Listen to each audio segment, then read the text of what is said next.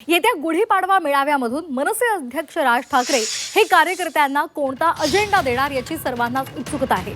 नव्या पिढीच्या विचारांशी जुळवून घेत आपल्याला बदलावं लागेल असं मत यापूर्वीच्या बैठकांमध्ये राज ठाकरेंनी मांडलेलं होतं।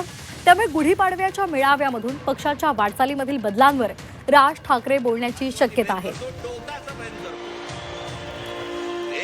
आमच्या प्रतिनिधी मनश्री पाठक यांच्याकडे आपण जाणार आहोत। मनश्री, गुढीपाडवा आणि गुढीपाडव्याच्या निमित्तानं मनसेचा मेळावा होत असतो आणि या मेळाव्यातून अनेक महत्त्वाच्या विषयांवर राज ठाकरे भाष्य करत असतात। आता यावेळेचा जो गुढीपाडवा आहे तो अतिशय महत्त्वाचा असणार आहे, कारण यंदाची राजकीय दिशा आणि राजविचार पाहण्यासाठी प्रत्येक जण उत्सुक आहे। काय नेमकं या गुढीपाडव्याच्या मेळाव्यामध्ये राज ठाकरे विचार मांडू शकतात, काय अपडेट्स मिळतात? महापालिका निवडणुका झाल्यानंतर राज ठाकरे आणि एकंदरीतच मनसेमधल्या अंतर्गत कामाला मोठाच वेग आलेला आहे। आपण बघतोय की सदस्य नोंदणी अभियान हे मनसेनं सुरू केलेलं आहे, ज्याचा शुभारंभ नुकताच पार पडला आणि त्यानंतर आता गुढीपाडवा मेळाव्याच्या दिवशी राज ठाकरे नेमका कोणता विचार विशेषतः पक्षातल्या तरुणांना देणार आहे याकडे सगळ्यांचं लक्ष आहे। कारण यापूर्वी ज्या बैठका पूर्व उपनगर, पश्चिम उपनगर आणि शहर भागामध्ये झालेल्या होत्या मुंबईतल्या, त्या बैठकांमधून सातत्याने हेच समोर येत होतं की नव्या पिढीच्या विचारांशी, तरुण पिढीच्या विचारांशी आता आपल्याला जुळवून घ्यावं लागेल।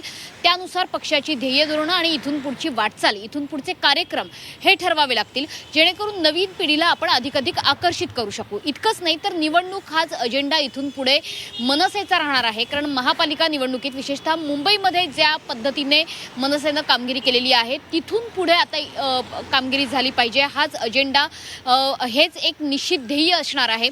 सोबतच ठिकठिकाणी पक्षवाढीसाठी काही प्रयत्न केले जात आहेत। विशेषतः आज संपर्क अध्यक्षांची सुद्धा बैठक बोलवण्यात आलेली आहे। पालघरचे विशेषतः अनेक कार्यकर्ते या ठिकाणी आलेले आहेत। सध्या शिवतीर्थवर ही बैठक सुरू झालेली आहे। या ठिकाणी अभिजित पानसे असतील, अविनाश जाधव असतील ठाण्याचे, यासोबतच अविनाश अभ्यंकर, नितीन सरदेसाई आणि त्याहीपेक्षा महत्त्वाचं म्हणजे अमित ठाकरे हे सुद्धा स्वतः या बैठकीला उपस्थित आहेत। राज ठाकरे यांच्यासोबत चर्चा केली जाते।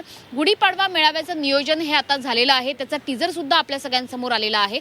आता उत्सुकता आहे ती या गुढीपाडवा मेळाव्यातून नेमका कोणता अजेंडा राज ठाकरे देत आहेत। कारण आतापर्यंतची जर राजकीय वाटचाल मनसेची बघितली तर प्रत्येक गुढीपाडवा मेळाव्याला वेगवेगळी ध्येय धोरणं ही पक्षाची समोर येत गेलेली होती। वेगवेगळ्या पद्धतीने राजकीय भूमिका राज ठाकरेंनी आपल्या गुढीपाडवा मेळाव्यात मांडलेल्या होत्या। मात्र आता महापालिका निवडणुकीनंतर आणि विशेषतः ठाकरे बंधूंच्या युतीनंतर पुढे काय, हा प्रश्न सर्वांना पडलेला आहे। त्याच्यामुळे ठाकरे बंधूंच्या युतीचं पुढे काय होणार, पुढची वाटचाल ठाकरे बंधूंच्या युतीची कशी असेल, हेच कदाचित या गुढीपाडवा मेळाव्यातून आपल्याला समजू शकेल।